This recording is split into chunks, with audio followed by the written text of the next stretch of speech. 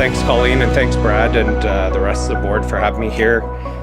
It's always great to come to Winnipeg and to be able to talk about all things rail.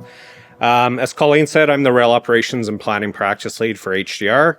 We're a global corporation. We've got about 700 people in Canada, about 14,000 globally. A lot of the stuff that we do is in transportation and infrastructure, engineering and consulting. My focus is in rail across Canada and North America. I've got about almost 25 years in the industry. I worked for a Class 1 railway for 15 years. I worked for a short line in Saskatchewan, close to my family farm, where it was very similar to JohnQ. It was owned by the member municipalities and really was grassroots, homegrown effort to maintain our rail line and provide service to customers. So I know what these opportunities are like, and I know the benefits that it brings to local communities. So when Colleen asked me to speak today, I know I've given and talked to a lot of you before, wanted to mix it up a little bit, and we were thinking about, how do we present this to everybody and how do we portray all this information? And I said to her, maybe we got to keep it succinct. We got to keep it small. Let's do 5 things that we need to know about this. Well, if any of you have worked with Colleen, it can never be 5 things. It's like 1,000 things that she wants everybody to know. So maybe it's more 5 themes, but a lot of information in here, and I hope you guys will find it informative. So we'll start with what is the Winnipeg Region Railport. So a little background on the project. In 2018, JohnQ began discussions to build an approximately 1,000-acre railport south of Winnipeg in the arm of Richaud, on a key north-south trade corridor between Winnipeg and the U.S. border, as Linda alluded to on CN's L'Atelier sub. So the vision was a state-of-the-art rail port and eco-industrial park, to improve connections, link Manitoba businesses to global markets. We wanted it to be shipper-focused, best and competitive pricing for farmers and small to medium-sized businesses. It's a regional nexus for goods movement, not only connecting north-south, but also east-west trade flows. We want the park to encourage investment between distribution and manufacturing facilities focused on logistics and supply chain, critical minerals, agriculture, and other value-add processing opportunities. Shared benefits between the shareholders and partners. We look to benefit from the park revenues, whether that's from the operations of the park, land development, or tax revenues.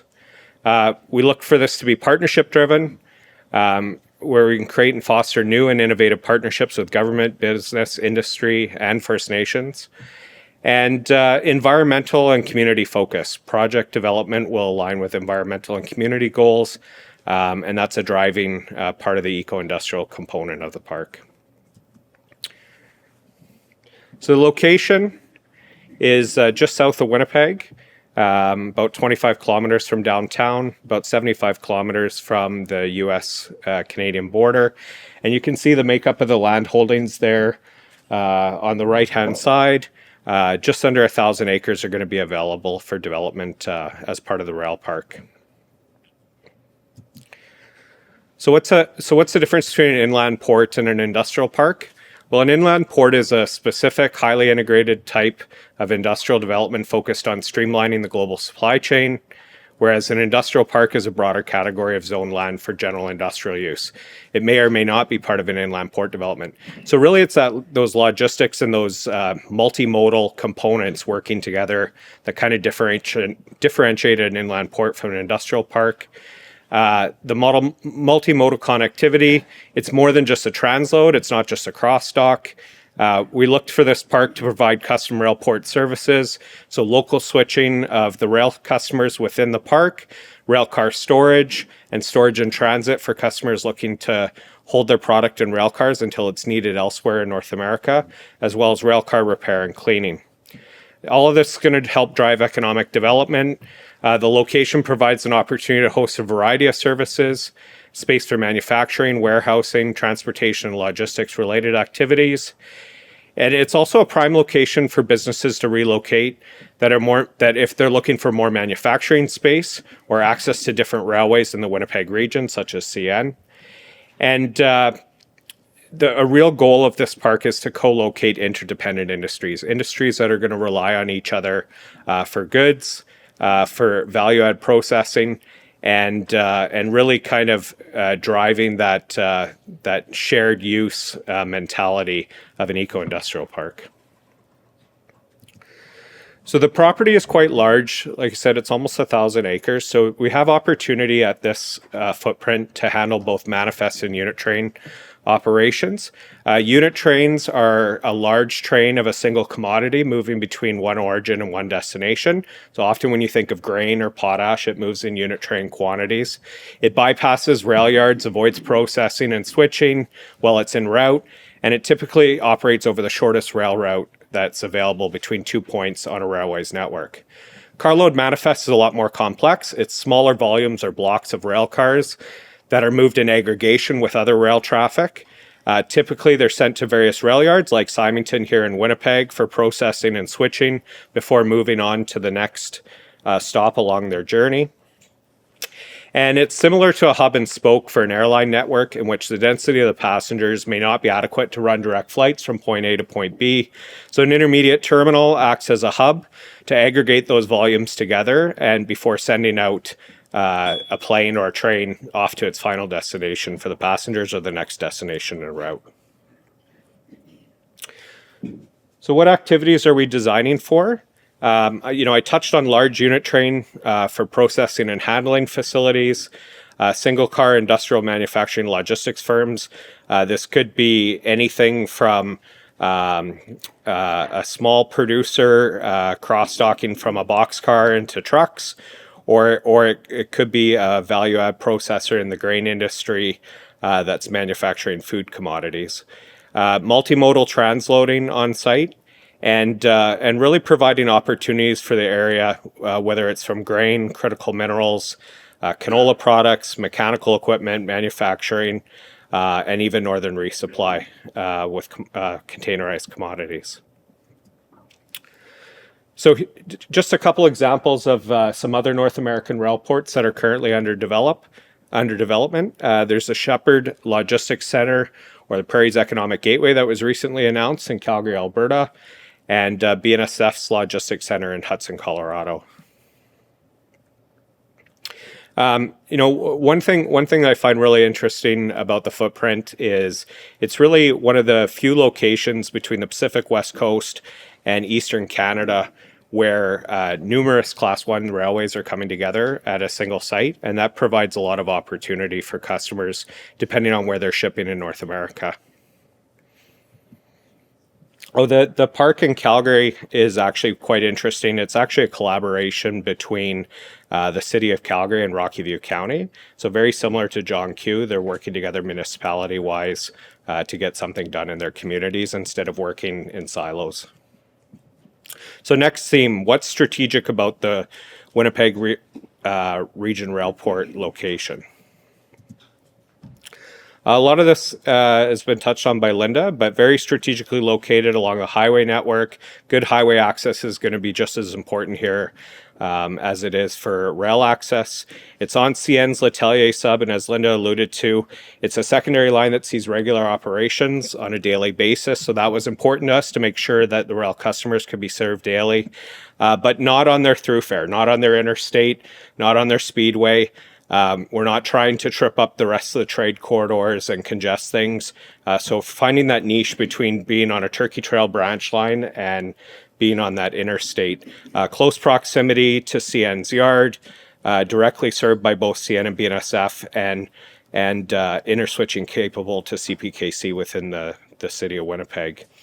It's got North American access, including through BNSF 5 railway gateways to Mexico. Direct connections to the Arctic Gateway and the Port of Churchill. CN's the only rail carrier that provides access to the Arctic Gateway from Winnipeg. So having CN as a direct serving carrier will help us get product to the Arctic Gateway in a time-efficient manner. And really, the location and configuration is large enough that it can accommodate the infrastructure needs of numerous Class 1s. So we want to make sure that when the Class 1 railways come to the site, they have an efficient entry and exit to the site, that we can allow for hook and haul operations, really make their operations as streamlined as possible so that it's easy for them to serve and it's desirable for them to serve. Give a little discussion about federal interswitching. So what is interswitching? It's really the transfer or exchange of rail cars between two different federal railway companies within a defined area. The purpose, it allows customers to access other federal railways that don't service them directly within defined interswitching zones. So in Winnipeg, with having 3 Class 1s here in CN, CPKC, and BNSF, as if you draw up, essentially a 30-kilometer radius around Winnipeg, customers that are located within that zone can solicit their business to some extent to all 3 rail carriers. It's governed by the Canadian Transportation Agency, and it's a mandated tool that shippers can use to access other railways. And really, it was developed so as railways didn't have to build redundant infrastructure. Every railway didn't have to build a spur to every customer. They can leverage each other's networks to access those customers and open up those opportunities for shippers.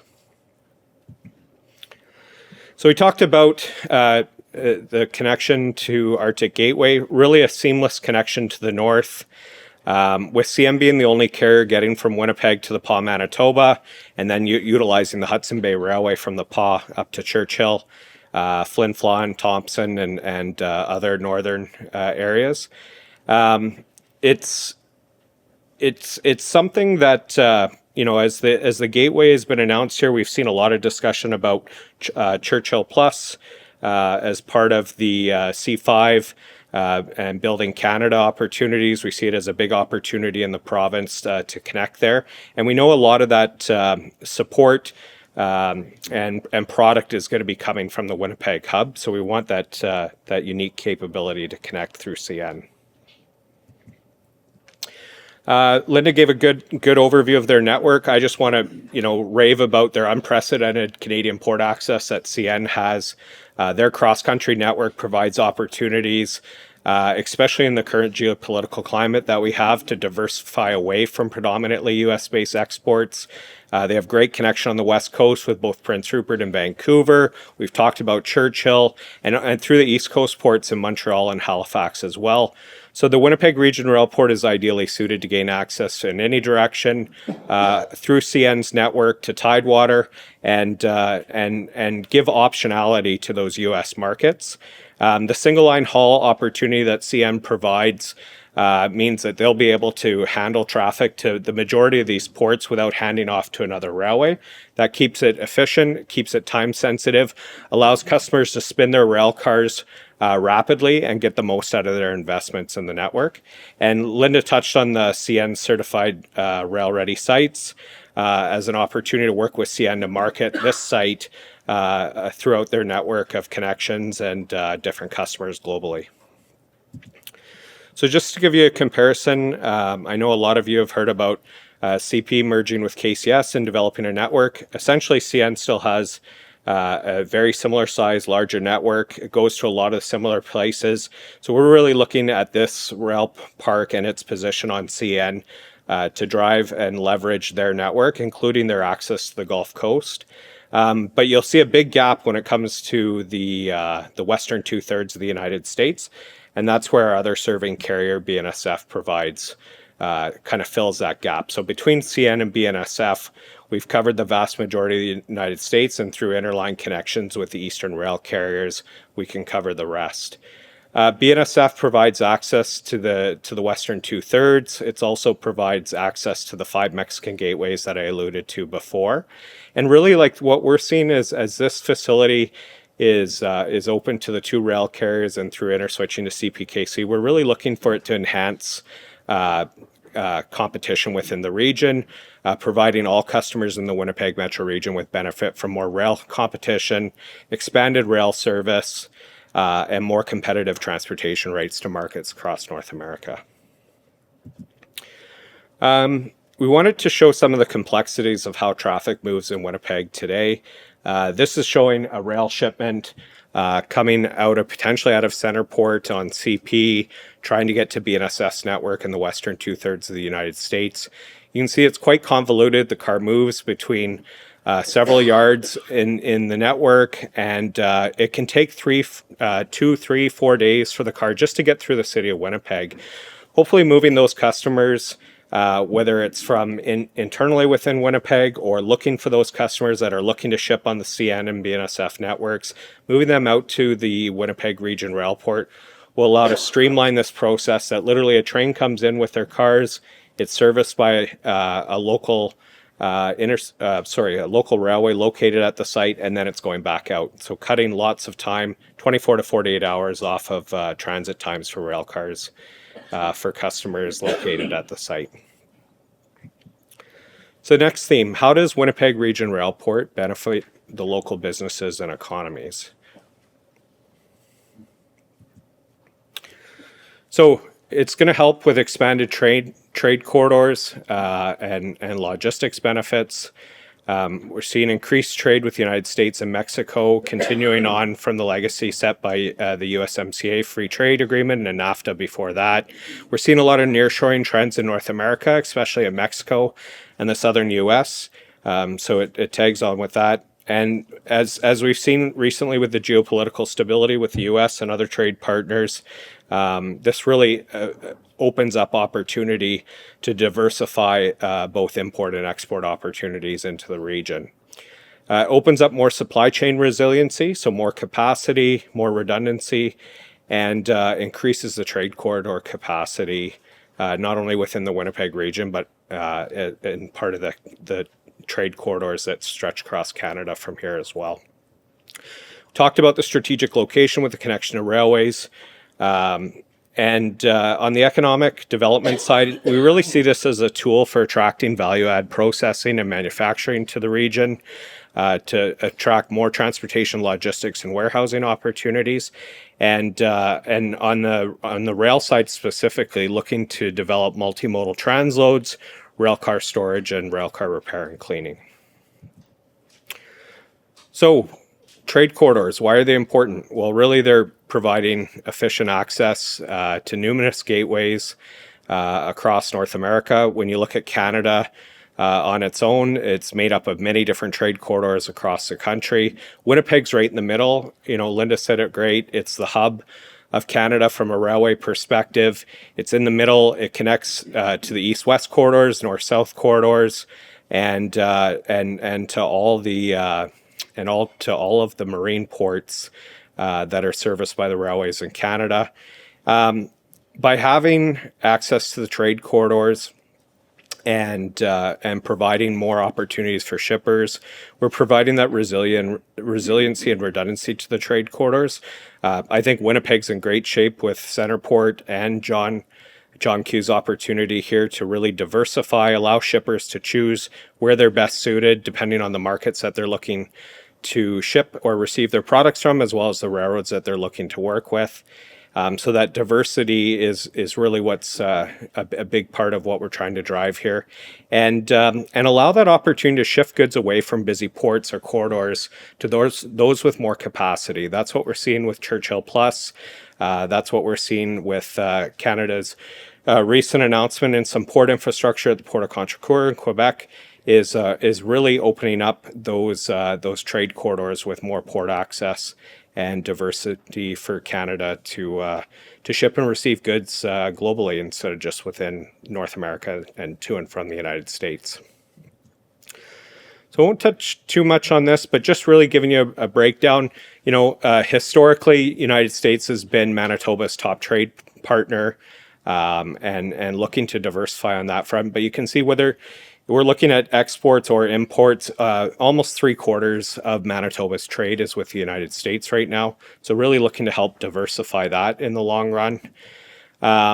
Looking at historical trade flows under the USMCA agreement, in blue you can see the trade value with the United States has been increasing significantly in an upward trend, but also Mexico on the right-hand side there in red.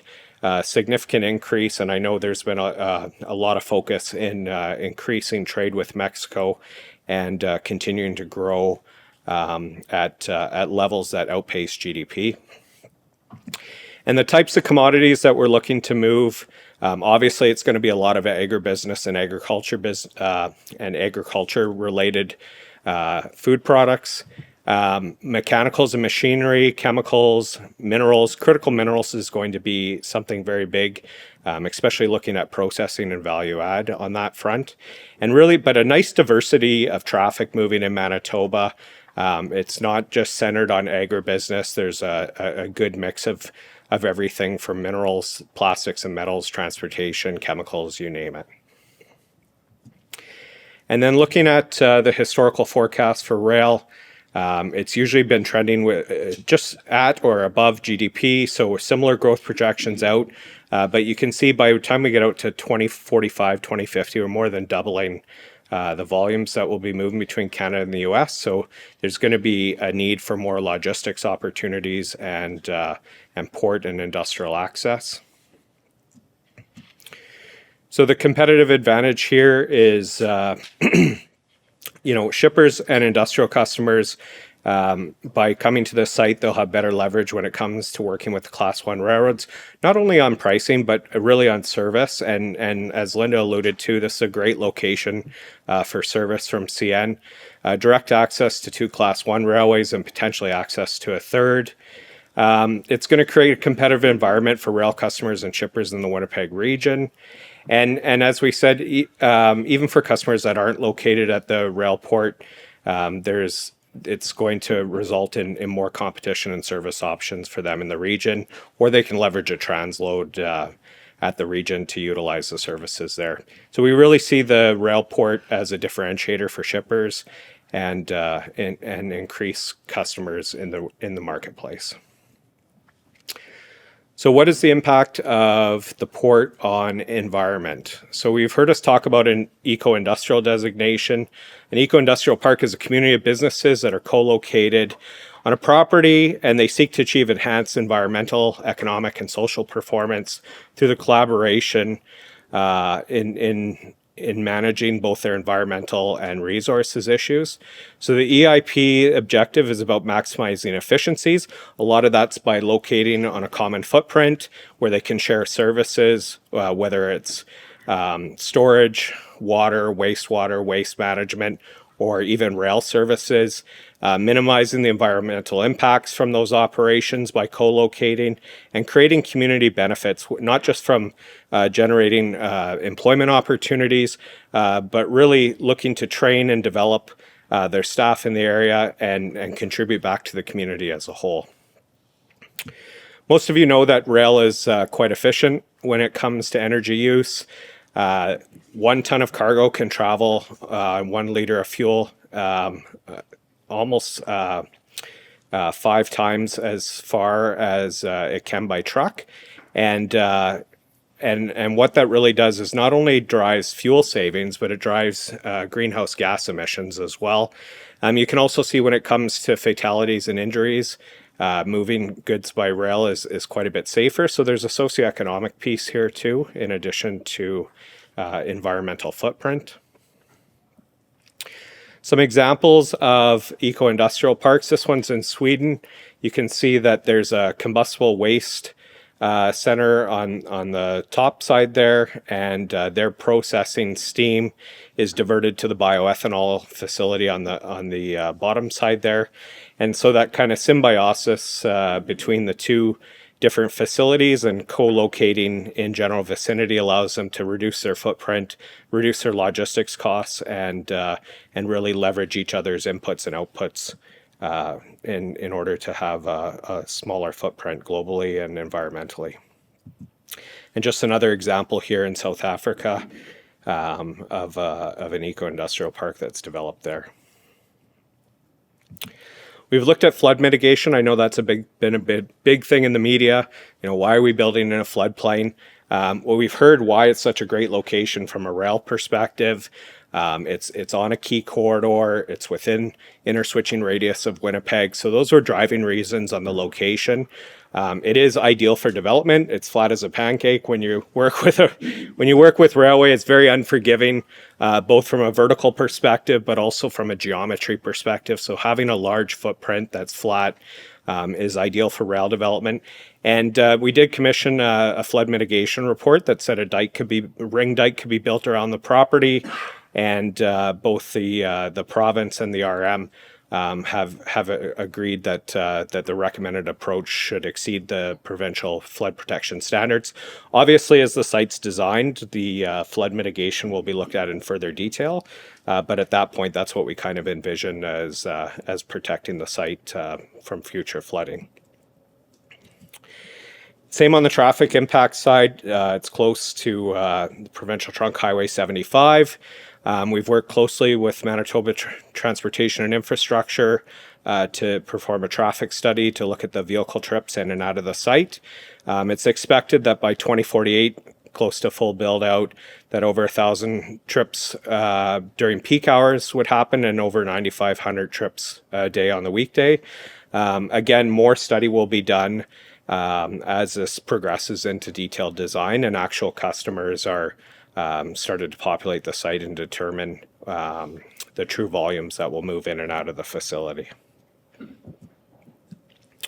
Okay, and then final theme is, as I think is topical right now, we saw the federal budget just passed, and there's been a lot of talk about major projects across Canada, the establishment of the Major Projects Office.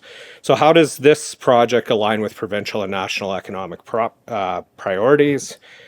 So on the GDP and the job side, we see that there's going to be, at full build out, approximately 2,000 direct jobs in logistics, manufacturing, and warehouse could be accommodated at the site. About 1,200 jobs during construction. We see contributions of about $390 million annually in GDP and about $130 million annually in tax revenues from full build out. So some big numbers being generated depending on the types of industries that locate here. But we see continuous opportunities for investment at the site, whether it's from those larger unit train facilities and logistics hub to smaller transloading operations and new businesses.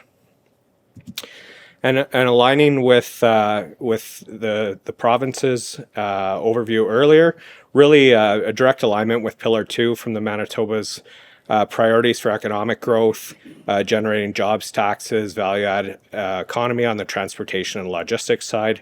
So the economies are looking to aggressively compete for access to the world's most important global value chains, and that's what we're looking at with the multiple access to different railways, different ports, trade diversity, and it really helping support Manitoba businesses in expanding to those new export markets and helping diversify within the economy. On the Canadian side, talked a little bit about an announcement between the province and the feds of working to expand the Port of Churchill and upgrade that corridor for more goods and services. We've had an announcement in Montreal for the Port of Contrecoeur that CN will be servicing directly.